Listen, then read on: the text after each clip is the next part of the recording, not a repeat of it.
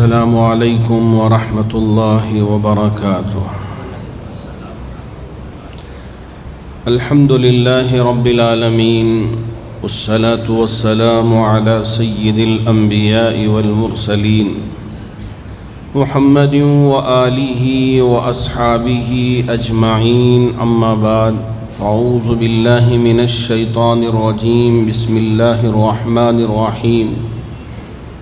الذين ينفقون في السراء والضراء والكاظمين الغيظ والعافين عن الناس والله يحب المحسنين، صدق الله مولانا العظیم۔ بزرگان محترم، اللہ رب ذوالجلال نے ہم میں سے ہر ایک کو اشرف المخلوقات بنایا ہے۔ انسان اشرف المخلوقات کہلاتا ہے۔ اللہ کی بنائی گئی مخلوقات میں جمادات بھی ہیں، نباتات بھی ہیں، حیوانات بھی ہیں، جنات بھی ہیں، اسی طرح انس بھی ہیں، انسان بھی ہیں۔ لیکن ان تمام مخلوقات میں رب ذوالجلال نے انسان کو اشرف المخلوقات بنایا ہے۔ آپ یہ نہ سمجھیں کہ جنات یہ بہت بڑی طاقتور قوم ہے تو یہ انسان سے آگے بڑھ گئے۔ مچھلی بہت بڑی ہوتی ہے، ہاتھی بہت بڑا ہوتا ہے، اس وجہ سے یہ انسان سے بڑے ہو گئے۔ شیر جنگل کا بادشاہ ہوتا ہے، اس لیے انسان سے آگے نکل گیا۔ نہ، اللہ رب ذوالجلال نے ان تمام مخلوقات میں انسان کو اشرف المخلوقات بنایا ہے۔ انسان میں نرمی بھی رکھا ہے، انسان میں غصے کو بھی رکھا ہے۔ کبھی انسان غصے میں آتا ہے، آپے سے باہر ہو جاتا ہے تو اپنی زبان سے غیر غلط الفاظ نکل جاتے ہیں۔ اس لیے میرے نبی نے فرمایا کہ ہم اپنی زبان کو کنٹرول میں رکھیں، آپے سے باہر نہ ہو جائیں۔ غصے میں آ گئے تو غصے میں آ کے اپنی زبان سے ایسے غلط سلط الفاظ نکال دیے جس کی وجہ سے سامنے والے کا دل چور چور ہو گیا۔ نہ، میرے رب نے فرمایا الذین ينفقون فی السراء والضراء، وہ لوگ جو اللہ کی راہ میں خرچ کرتے ہیں۔ فی السراء، اللہ نے خوب مال و دولت دیا ہے، بن مٹھی دے رہے ہیں، کبھی دکھا کے دے رہے ہیں کہ تاکہ اور لوگوں کو شوق ہو، ریاکاری مقصود نہ ہو، نام و نمود مقصود نہ ہو۔ جذبہ یہ ہے کہ میں اگر ذرا دکھا کے دوں تو اس کا مقصد یہ ہے کہ اور لوگوں میں بھی شوق ہو۔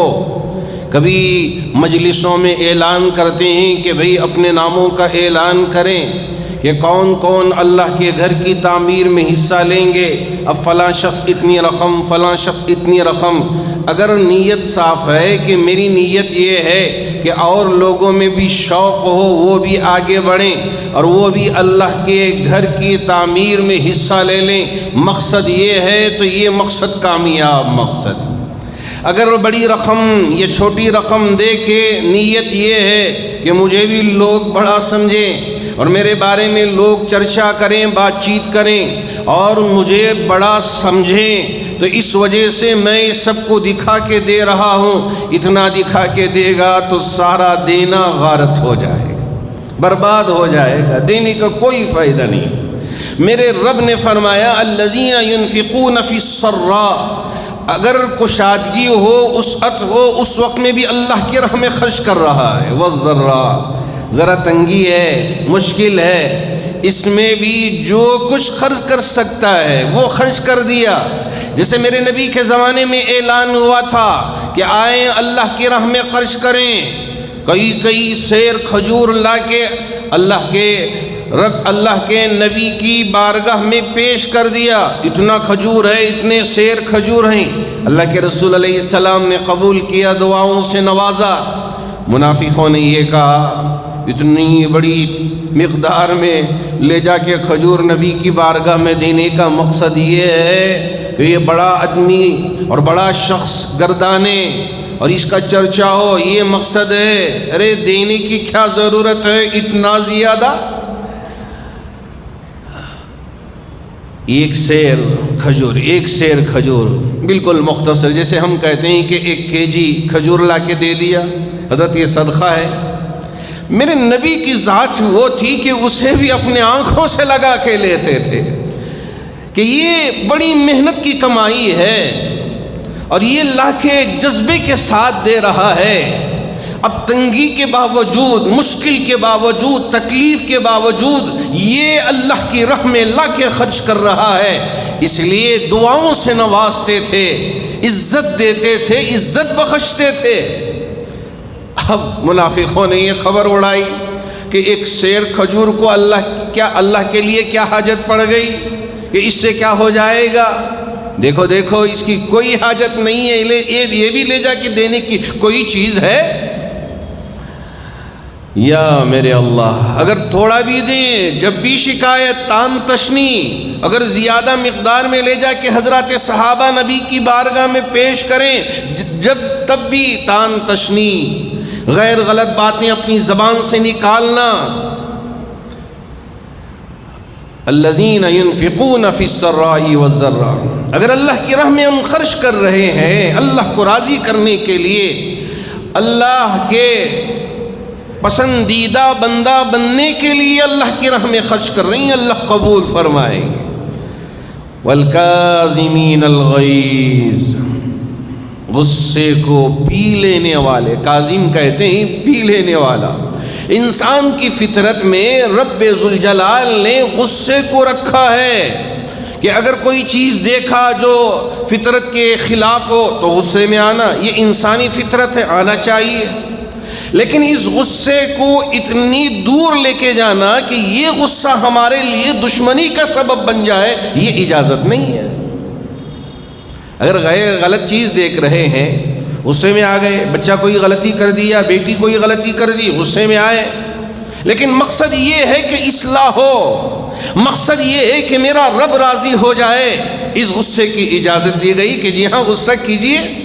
لیکن غصے کا مطلب یہ ہے کہ تکبر، کہ میں بہت بڑا ہوں، میرے سامنے اسے یہ بولنے کی کیا حیثیت ہے، میرے سامنے کھڑے ہونے کی حیثیت نہیں ہے۔ اگر یہ جذبہ رکھ کر سامنے والے کو ہیج سمجھ کر اس کی کوئی حیثیت سمجھے بغیر اس پر غصہ کر رہا ہے، زبان سے غیر غلط باتیں نکال رہا ہے، یہ اللہ رب ذوالجلال کو پسند نہیں ہے۔ اس لیے ایسے غصے سے زندگیاں تباہ ہو جاتی ہیں۔ گھر میں شوہر یہ سوچنے لگے، ارے میں تو شوہر ہوں، یہ تو بیوی ہے، یہ جو لوگ کہتے ہیں یا نعوذ باللہ مجھے یہ سب کہنا نہیں چاہیے، آ کے میرے پاس کہتے ہیں کہ ان کی مائیں، ان کی بہنیں اور ان کے بھائی آ کے کہتے ہیں کہ میری بہن کا جو شوہر ہے وہ اس کے بارے میں یوں کہتا ہے کہ یہ اس کے پاؤں کی جوتی ہے۔ استغفر اللہ، کہنے کی کوئی چیز ہے؟ اب غصے میں آ کے غیر غلط الفاظ نکال دیتے ہیں۔ نمازوں سے فارغ ہو کے میں جب دفتر پہنچتا ہوں یا ادھر جاتا ہوں تو لوگ آ کے مجھ سے کہتے ہیں کہ غصے میں تھا، اچانک میری بیوی سامنے آئی، میں نے 3 طلاق پکار دیا۔ غصے ہی میں تو طلاق پکار ہو گئے، اب آ کے مسئلہ پوچھتے ہو کہ غصے کی حالت میں اپنے میں نہیں تھا، مجھے سمجھ میں نہیں آ رہا تھا کہ میں کیا کہہ رہا ہوں، اب ایسی حالت میں نے 3 طلاق دے دیا ہے کہ اب یہ طلاق واقع ہوئی نہیں ہوئی، مسئلہ پوچھنے کے لیے آتے ہیں۔ اب آپ ہی جواب دیں۔ ہمارے حضرت حکیم الملت امیر شریعت ثانی مفتی اشرف علی صاحب رحمۃ اللہ علیہ ہم سے کہا کرتے تھے کہ لوگ جب غصے میں آئے تبھی جا کے طلاق دیں گے، اچھی حالت میں ہو، خوشگوار زندگی گزر رہی ہو اور بیوی سے کہیں آپ بیٹھیں ہم آپ کو طلاق دیتے ہیں، کون طلاق دے گا؟ غصے کی حالت میں اپنے آپ کو کنٹرول کرنے والا وہی صحیح انسان کہلاتا ہے۔ والکاظمین الغیظ، غصے کو پینے والا۔ دوسرے سبب میں بزرگوں نے یہ لکھا ہے کہ جس کی وجہ سے انسان کو غصہ آتا ہے وہ یہ ہے کہ اس کا ایک مقام رہتا ہے، اب اس کا مقام گر رہا ہے، اس وجہ سے اب سامنے والا کوئی اس کے مقام کو ٹھیس پہنچا رہا ہے، اب یہ غصے میں آ جاتا ہے۔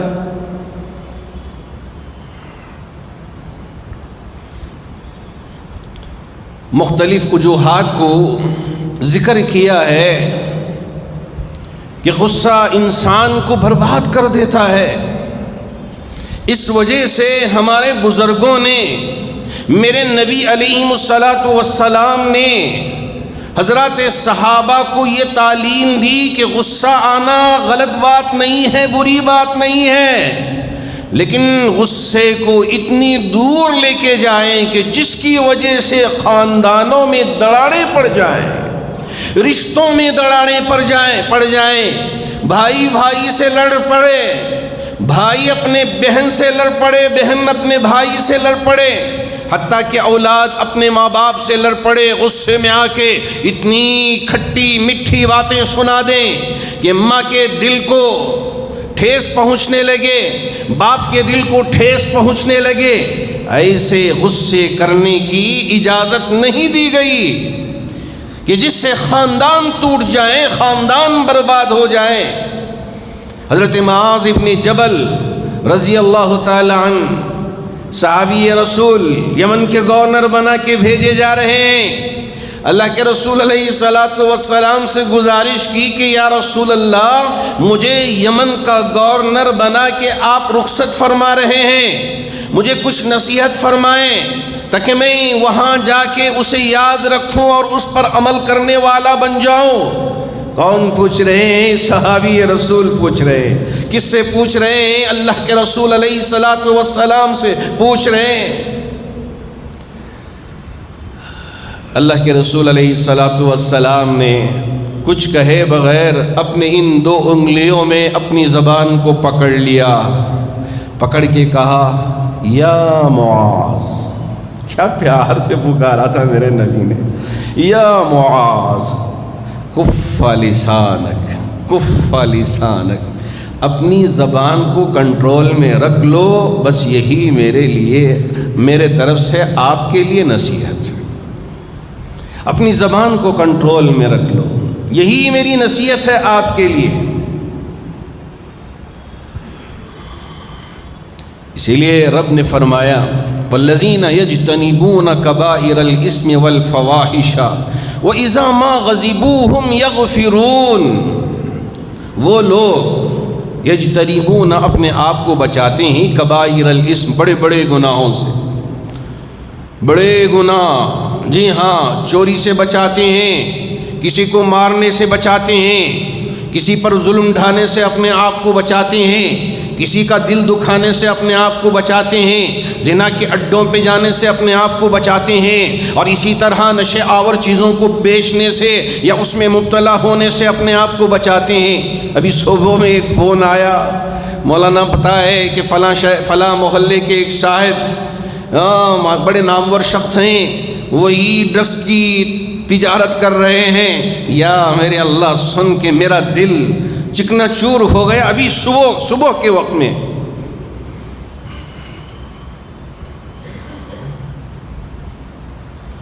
ڈرگس کی وجہ سے معصوم بچے برباد ہو رہے۔ ان ماں باپ کو ذرا ملیں، ان سے ان کا حال پوچھیں کہ جن کی ٹین ایج کے عمر کے بچے، جو 8ویں 9ویں 10ویں جماعت کے بچے ہیں، کوئی بڑی عمر کے بچے نہیں، 11ویں 12ویں جماعت کے، اب اس وبا میں مبتلا ہوئے، قوم بیچنے والا ہماری برادری کا شخص اب یہ بیچ رہا ہے۔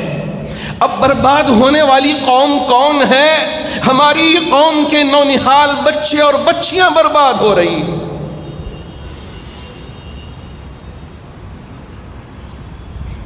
جب بھی ہم خاموش رہ جائیں، ہماری ذمہ داری نہیں ہے اس کچرے کو پاک و صاف کرنے کی، اس پر اپنی بات کو بلند کرنے کی جی ہاں ہماری ذمہ داری ہے۔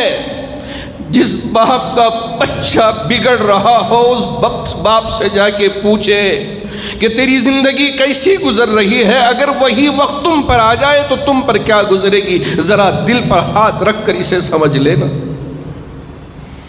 جب ماں باپ آ کے میرے پاس روتے ہیں، ان کی آنکھوں سے آنسو نہیں خون ٹپکتا ہوا نظر آتا ہے، بالکل آنکھ لال پڑ جاتی ہیں، رو رو کے کچھ اپنی زبان سے کہہ نہیں پاتے، شرم کی وجہ سے، حیا کی وجہ سے کہ میرا بچہ کب میرے ہاتھ سے نکل گیا، اب میں کیا لے کے آپ کے سامنے ذکر کروں۔ بیچنے والے کون؟ مسلمان عورتیں۔ برباد کون ہو رہی ہے؟ مسلم قوم، نوجوان بچے، بالکل کولی عمر کے بچے، یہ تباہ و برباد ہو رہے ہیں۔ اس کی ذمہ داری کون لیں گے؟ کون اصلاح کی فکر کرے گا؟ اللہ فرماتے ہیں یجتنبون کبائر الاسم والفواحش، کہ اپنے آپ کو بچاتے ہیں کبیرہ گناہوں سے، فحش چیزوں سے، غیر غلط چیزوں سے۔ اب یہ نشہ لے کے ناچنے میں، ڈانس کرنے میں، میوزک سننے میں اپنے آپ کو برباد کر کے اللہ کے ناپسندیدہ بندوں میں شمار ہو جاتے ہیں۔ کون ذمہ دار ہوگا؟ اس باپ سے پوچھیں، اس ماں سے پوچھیں، اس بہن سے پوچھیں، اس بھائی سے پوچھیں کہ ان پر کیا گزرتی ہے۔ اگر ہم سب مل کر اس کی فکر نہ کریں اور یوں سمجھیں ارے ہم کو اس سے کیا لینا دینا ہے، چھوڑو اوروں کے بچے بگڑ رہے ہیں اور ہماری قوم کے افراد جی ہاں بہت مشہور و معروف علاقے کے اور ہر فیصلے میں رہتے ہیں، ایسے افراد بھی کون سی تجارت کرتے ہیں؟ ڈرگس کی تجارت کرتے ہیں۔ کہتے ہوئے بھی مجھے شرم آتی ہے کہ ایسے افراد جو معاشرے میں ہمارے ساتھ اٹھتے بیٹھتے ہیں، ہمارے ساتھ رہتے ہیں، اور یہ افراد یہ کام کر رہے ہوں اور ہم ان سے کچھ کہتے نہیں، اس لیے کہ ہم کو ڈر ہے کہ کہیں وہ ہمارے خلاف نہ ہو جائے اور ہمارے خلاف ہو کر ہماری زندگی کو درہم برہم نہ کر دے۔ ارے ایسی زندگی گزار کے کیا فائدہ کہ جس کی وجہ سے ہمارے بچوں کی زندگی برباد ہو رہی ہو۔ اس لیے ہمارا حق ہے اور ہماری ذمہ داری ہے کہ ہم اس کے خلاف اپنی آواز کو بلند کریں، ایسے افراد کو اپنے معاشرے میں جگہ نہ دیں، ان کے ساتھ کوئی لین دین نہ رکھیں، ان کے ساتھ قطع تعلق کر لیں، کوئی حرج نہیں ہے۔ میرے نبی نے ایسے لوگوں سے قطع تعلق کیا، بتایا ہے تاکہ ان کو یہ احساس ہو۔ غیر غلط چیزوں کو بھی دیکھ کے غصہ بھی آنا یہ بھی ایمانی حرارت ہے، کہ ایسا نہیں ہے کہ ہمارا ایمان کمزور پڑ گیا ہے، ہمارا ایمان مر گیا ہے کہ ہم کچھ نہیں بولیں گے، ہماری زبان کو ہم بند کر لیں گے۔ نہ، جہاں بولنا ہے وہاں بولنا ہے، جہاں نہیں بولنا وہاں نہیں بولنا ہے۔ یہ ساری چیزوں کو سیکھنے کی ضرورت ہے کہ کون سی جگہ میں ہم کو بولنا ہے اور کون سی جگہ میں ہم کو بولنا نہیں ہے، کون سی جگہ میں ہم کو ذرا اپنے آپ کو کھڑا کرنا ہے اور کون سی جگہ میں اپنے آپ کو خاموش رکھنا ہے۔ یہ ساری چیزوں کو سیکھ کر اس پر عمل کرنے کی ضرورت ہے تاکہ ایک صالح معاشرہ بنے اور ایک مضبوط معاشرہ بنے، ایک مضبوط قوم بنے۔ اس کے لیے ضروری ہے والذین یجتنبون کبائر الاسم والفواحش وَإِذَا مَا غَضِبُوهُمْ يَغْفِرُونَ۔ ہاں غصہ آیا لیکن اپنا نفس اس پر بھاری ہو گیا۔ حضرت علی رضی اللہ تعالیٰ عنہ نبی کے داماد جی ہاں ایک شخص کو زیر کر لیا، ہاں اس پر حملہ اور ہونا ہی چاہتے تھے کہ اچانک اس شخص نے حضرت علی کے چہرے پہ تھوک دیا۔ حضرت علی کو غصہ آیا اس لیے کہ یہ میرے چہرے پہ تھوک رہا ہے، یہاں انا آ گئی۔ حضرت علی نے اپنے ہتھیار کو بازو رکھ دیا۔ اس شخص نے پوچھا میں نے تو آپ کے چہرے پہ تھوک دیا اور آپ کی بے عزتی کی، اور آپ میرے ساتھ زیادتی کرنے کے بجائے، مجھے مارنے کے بجائے آپ نے اپنے آلے ہتھیار کو بازو رکھ دیا۔ حضرت علی رضی اللہ تعالی عنہ نے کیا پیارا جواب دیا، جسے مجھے بھی سننا ہے اور اس پر عمل کرنا ہے، اسے آپ کو بھی سننا ہے اور یاد رکھنا ہے، اس پر عمل کرنا ہے۔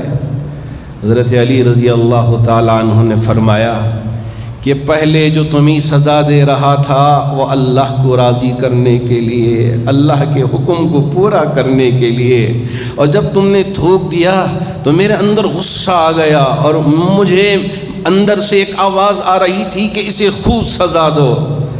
میں اپنے انا کو بازو رکھ کر اللہ کے لیے تجھے سزا دے رہا تھا۔ اب اگر میں سزا دیتا اور اگر میں زیادتی کرتا، مارتا، تو یہ میرے انا کو، میرے اندر کو تسلی دینے کے لیے مجھے اس کی کوئی ضرورت نہیں ہے۔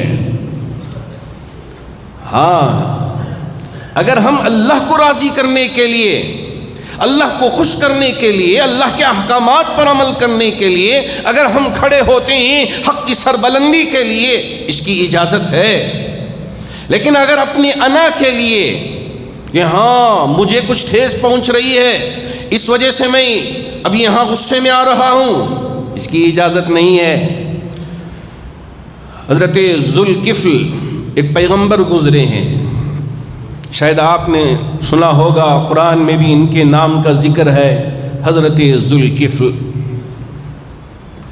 ان کے بارے میں روایتوں میں لکھا گیا ہے کہ یہ کبھی بھی غصے میں نہیں آتے، کبھی بھی۔ ان کی تاریخ آپ چھان کر دیکھ لیں۔ حضرت ذوالکفل کی صفت یہ تھی اور ان کی زندگی کا بہترین نمونہ یہ تھا کہ کتنی بھی بات بڑی سے بڑی ہو جائے لیکن کبھی غصے میں نہیں آتے، غصے کو کنٹرول میں رکھ لیتے۔ شیطانوں کو بھی شرارت سوچی، ارے بھائی یہ انسان کبھی غصے میں نہیں آتا، ذرا اسے تھوڑا سا لگائیں تاکہ ہمیں بھی پتہ چلے کہ یہ کیوں غصے میں نہیں آتا۔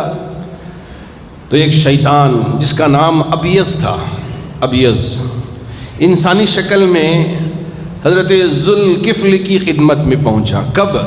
اس لیے کہ یہ لوگوں کے درمیان میں اصلاحی بات کرنا اور رات بھر عبادت میں گزارنا، اور اس کے بعد جا کے ذرا ظہر سے فارغ ہو کے خیلولہ کر لینا، یہ ان کی عادت تھی۔ جان بوجھ کر تاکہ یہ غصے میں آئیں، تو اس وجہ سے خیلولہ کے وقت میں حضرت ذوالکفل کی خدمت میں پہنچا شیطان انسان کی شکل میں، اور کہنے لگا حضرت میں بڑا مظلوم ہوں، مجھ پر بڑی زیادتی ہو گئی ہے، فلاں شخص وہاں رہتا ہے، وہ مجھ پر اتنی زیادتی کی ہے، اسے ذرا بلا کے مجھے انصاف دلا دیں تاکہ مجھے میرا حق مل جائے۔ حضرت ذوالکفل نے کہا جاؤ بلا کر لے کے آؤ، بات کریں گے۔ اس شخص نے کہا وہ نہیں آتا، وہ کسی کے پاس نہیں جاتا۔ حضرت ذوالکفل نے اپنی جو انگوٹھی تھی اسے نکال کر بطور نشان کے علامت کے دے کے کہا یہ لے جاؤ، اس شخص کو دکھاؤ کہ میں ذوالکفل کی طرف سے نمائندہ بن کے آیا ہوں، آپ آئے۔ اب یہ گیا، حضرت انتظار میں تھے کہ وہ شخص آئے گا، اب اس کی بات سننا ہے تاکہ ان کے درمیان میں اصلاح ہو سکے، لیکن آیا نہیں، پورا وقت انتظار میں چلا گیا۔ بعض لوگ کہتے ہیں کہ انتظار کردن از موت بدتر است، یہ فارسی کا مقولہ ہے کہ انتظار کرنے سے زیادہ بہتر یہ ہے کہ مر جائے، لیکن ہمارے بڑے حضرت علامہ شاہ سعود صاحب رحمۃ اللہ علیہ فرماتے تھے، اللہ آپ کی خبر کو نور سے منور فرمائے، کبھی میرے لیے انتظار کرنا بھاری نہیں پڑتا تھا۔ کیوں؟ اس لیے کہ اگر کوئی شخص مجھ سے کہتا کہ فلاں کام ہے، میں قرآن کی تلاوت شروع کر لیتا، وہ آئے تو اس کی حاجت پوری کر دیتا، ورنہ میں اپنی قرآن کی تلاوت میں رہتا، تو مجھے پتہ ہی نہیں چلتا کہ وقت کیسے گزر گیا، اس لیے کہ میری زبان قرآن سے معطر۔ اب حضرت ذوالکفل کی خدمت میں دوسرے دن آیا انگوٹھی واپس دے کے کہا حضرت آپ کی انگوٹھی دکھانے کے باوجود، منت سماجت کرنے کے باوجود آیا نہیں، اب مجھے انصاف دلا دیں۔ حضرت ذوالکفل نے خط لکھا، کہا کہ یہ لے جا کے خط دو اور وہ آ جائے گا انشاءاللہ۔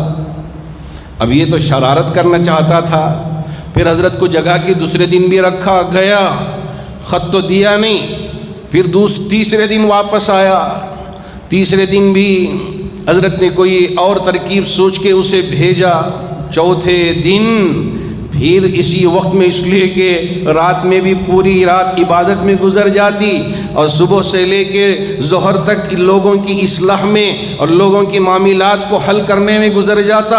اب سونے کا وقت 3 دن سے نیند ہی نہیں ہے، چوتھا دن ہے۔ اب شیطان آ کے وہی گزارش کیا، حضرت آپ کی انگوٹھی بھی دیا، آپ کا خط بھی دیا، آپ کی فلاں چیز وہ آنے کے لیے تیار نہیں ہے۔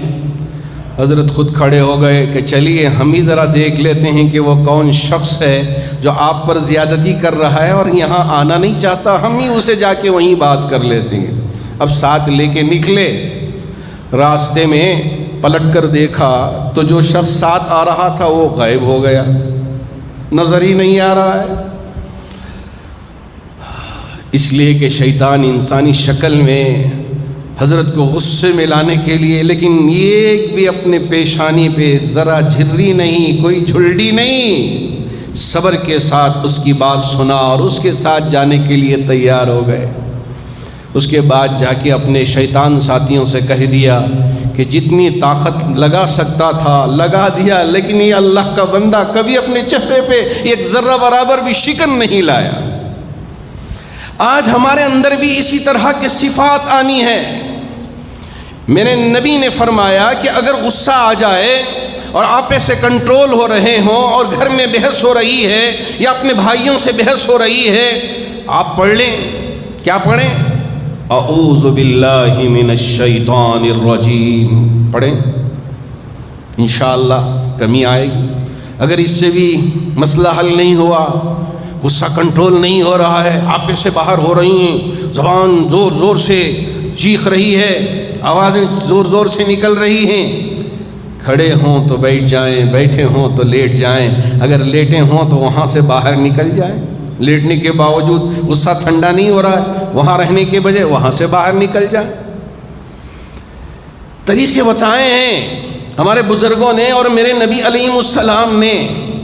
ہاں غصہ ہے، ٹھنڈا نہیں ہو رہا ہے، اب کنٹرول سے باہر ہو رہا ہے، پانی کا ایک گلاس لیں، بیٹھیں، پی لیں، ذرا ٹھنڈا ہو جائیں، پھر اس کے بعد بات کریں، مسئلے حل ہو سکتے ہیں۔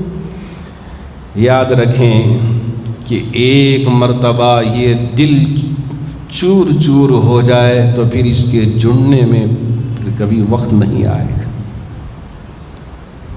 جراحات السنان لها التیام ولا یلتام ما جرح اللسان۔ اس لیے کسی عربی شاعر نے کہا اگر کسی نے تلوار سے زخم کر دیا اسے آپ مرہم لگا دیں، اینٹمنٹ لگا دیں، وہ بہتر ہو سکتا ہے، لیکن یہ زبان سے اگر کسی کے دل کو آپ نے زخمی کر دیا تو وہ زخم کبھی بھرے گا نہیں، ہمیشہ وہ کاٹتا رہے گا۔ اس لیے اپنی زبان سے کسی کا دل دکھانے سے پہلے 1000 بار سوچ لیں، الفاظ نکالنے سے پہلے 1000 بار سوچ لیں، تاکہ ہم کسی کا دل نہ دکھائیں۔ اللہ رب ذوالجلال نے یہ زندگی ہمارے لیے عطا کیا ہے، ایک مختصر سی زندگی۔ بہت سارے میاں بیوی کے رشتے میں غصے کی وجہ سے طلاق تک نوبت پہنچ جاتی ہے، ان کی زندگیاں درہم برہم ہو جاتی ہیں، ان کی زندگیوں میں ایک وبال سا آ جاتا ہے۔ اب ایسے میں میرے نبی کی تعلیمات ہیں، قرآن کی تعلیمات ہیں، اس پر اگر ہم عمل کر لیتے ہیں، وَإِذَا خَاطَبَهُمُ الْجَاهِلُونَ قَالُوا سَلَامًا، اگر کوئی غیر غلط انسان آپے سے باہر ہو کے بات کر رہا ہے، آپ سلام کریں، رخصت ہو جائے۔ وَإِذَا خَاطَبَهُمُ الْجَاهِلُونَ قَالُوا سَلَامًا وَإِذَا مَرُّوا بِاللَّغْوِ مَرُّوا كِرَامًا۔ ہاں اگر کوئی غلط آدمی ہے تو آپ وہاں عزت کے ساتھ سے گزر جائیں، بحث کرنے کی ضرورت نہیں ہے، بحث میں پڑھنے کی ضرورت نہیں ہے۔ ایک طرف اللہ کے رسول علیہ الصلاۃ والسلام نے اصلاح فرمائی حضرات صحابہ کی، جماعتوں میں بٹے ہوئے تھے، قبیلوں میں بٹے ہوئے تھے، خاندانوں میں بٹے ہوئے تھے، اتحاد پیدا فرمایا، جڑ کر رہنا سکھایا کہ کیسے ایک دوسرے کے درد میں شریک ہونا ہے، آپے سے باہر ہو کر اب یہ میری لڑائی تو لڑ، اس کے بعد تو لڑ، یہ قسمیں کھانا، عہد لینا، اس کی اجازت نہیں ہے۔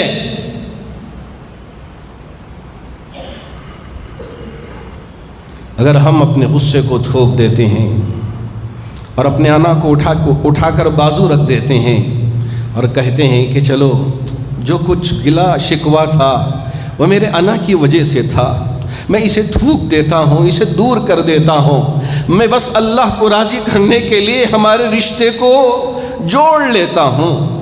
جیسے میرے نبی نے صحابہ جو قبیلوں میں بالکل دشمنیاں تھی، عداوتیں تھیں، ان کو ختم کرا کے بھائی بھائی بنا دیا، اسی طرح ہمارے خاندانوں میں جو بھائیوں میں اس وقت دراڑ پڑی ہے، لڑائیاں ہیں، جھگڑے ہیں، دشمنیاں ہیں، ایک دوسرے کا منہ دیکھنا نہیں چاہتے، ایک دوسرے کے ساتھ رہنا پسند نہیں کرتے، ایک دوسرے کی مجلسوں میں شریک ہونا نہیں چاہتے، ان سارے گلے شکووں کو ایک طرف رکھ دیں اور اللہ کو راضی کرنے کے لیے، اللہ کو خوش کرنے کے لیے ہم ایک دوسرے کے ساتھ ہو جائیں، انشاءاللہ یہ ہماری زندگی خوشگوار زندگی بن جائے گی، اچھی زندگی بن جائے گی۔ آج وقت کا تقاضا ہے کہ ہم اس پر عمل کریں اور گلے شکوے، گلے گزاریاں اسے دور کریں، اپنی زبان کو کنٹرول میں رکھنے کی کوشش کریں تاکہ یہ معاشرہ صالح معاشرہ ہو سکے۔ اللہ کرے کہ اللہ رب ذوالجلال ان باتوں پر مجھے بھی عمل کرنے کی توفیق عطا فرمائے اور آپ میں سے ہر ایک کو بھی ان باتوں پر عمل کرنے کی توفیق عطا فرمائے۔ حاضرین باتمکین، 2 دن قبل ایک نوجوان میرے پاس آئے، انہوں نے مجھ سے کہا کہ یوٹیوب پر یہاں کے جمعہ کا بیان وہ وہاں رہ کے سنتے تھے، اس میں بار بار ہم ذکر کرتے ہیں کہ بہت سارے وہ نوجوان جن کے پاس ڈگریاں ہیں، باوجود ڈگریاں ہونے کے حلال روزگار نہیں ہے، مارے پھر رہے ہیں بہت سارے نوجوان۔ بارہا میں ذکر کیا ہوں اور ان کے لیے دعائیں بھی یہاں ہوتی رہتی ہیں، تو وہ سنا تو ان کو یہ احساس ہوا کہ کیوں مختلف کمپنیوں کو ایک جگہ جمع کر کے ہمارے ان نوجوانوں کو وہاں بھیجیں، جمع کریں اور ان کے لیے حلال روزگار کے مواقع فراہم کریں۔ انہوں نے ارادہ کیا، 1,500 سے زیادہ کمپنیوں سے یا 100 سے زیادہ جتنی بھی ہیں، بہت ساری کمپنیوں سے انہوں نے بات چیت کر کے قادریہ مسجد کے گراؤنڈ میں انہوں نے وہاں جمع کیا ہے تاکہ ہمارے ان نوجوانوں کو جو 10ویں جماعت پاس ہیں یا فیل ہیں یا 12ویں جماعت یا ڈگری ہولڈرز ہیں یا پی ایچ ڈی ہولڈرز ہیں یا مختلف ڈگریاں رکھے ہوئے ہیں اور جاب لیس ہیں، تو ان کے لیے ایک جاب کے موقع کو فراہم کرنے کے لیے ہمارے اس نوجوان نے وہاں انتظام کیا ہے۔ اب میں گزارش کرتا ہوں ان نوجوانوں سے کہ آپ وہاں جائیں اور وہاں جا کے آپ اس سے فائدہ اٹھائیں تاکہ 3 تاریخ کو اتوار کے دن صبح سے ہی یہ شروع ہو، 2 تاریخ کو یہ میلہ لگایا گیا ہے تاکہ اس کے ذریعے فائدہ پہنچائیں۔ تو میری آپ سے گزارش ہے، 2 تاریخ شاید ہفتے کا دن پڑتا ہے، تو ہفتے کے دن صبح سے یہ کام شروع ہوگا۔